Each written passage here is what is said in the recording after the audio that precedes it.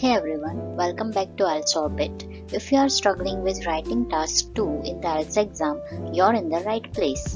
In this video, we'll break down the types of essays, structure, marking criteria, and a solid strategy to boost your band score.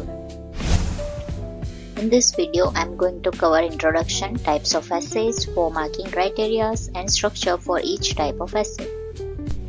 Let's begin with the basics. In task 2, you'll write a formal essay of at least 250 words, but you can go up to 280 if needed. You have 40 minutes to read the topic, plan your answer and write. This essay needs a formal tone, and when you give examples, they should be general, no personal stories. Your writing should be clear, organized and backed with logical points.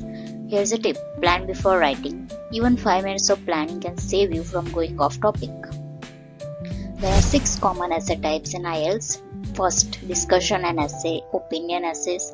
Second, agree or disagree essays. Third, advantage and disadvantages essay. 4, problem and solution essays. 5, cause and effect essays. 6, direct question or mixed question essays.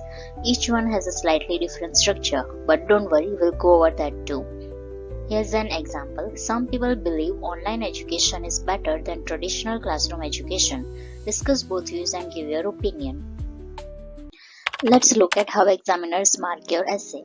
There are 4 criteria, each worth 25%. First one is task achievement. In that they check, did you answer the question completely? Second one is coherence and cohesion.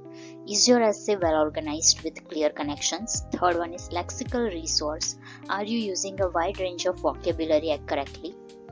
Fourth one is grammatical range and accuracy. Are you using various sentence types and tenses? And are they mostly error-free? Here's a tip. Practice writing complex sentences such as, although online learning is effective, it lacks the face-to-face interaction that many learners need. Now let's talk about the structure. This is key to a well-organized essay. First one is introduction. Start with a paraphrase of the topic using synonyms. Add 1 to 2 sentences referencing the question directly. Then finish with a thesis statement, a short sentence that tells what your essay will cover.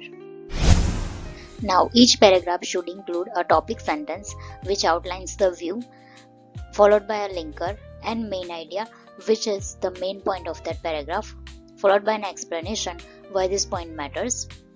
Then you can give a general example which can be real world or imagined but not personal. You can use linking words like firstly, moreover, however, in conclusion to connect ideas. Let's see one example. Firstly, online learning provides flexibility to students who have jobs or family responsibilities. This allows them to manage their time more effectively. For instance, many working professionals now pursue degrees through online platforms. Then your conclusion should start with a concluding linker such as, in conclusion, in my opinion, to sum up, like that, followed by paraphrasing the topic. After that, you summarize the key points or the main ideas which you have described in detail in your whole essay. Don't write it in detail, just summarize, followed by your opinion, which is totally optional, and your personal opinion. If you want to say your personal opinion, that is also totally optional.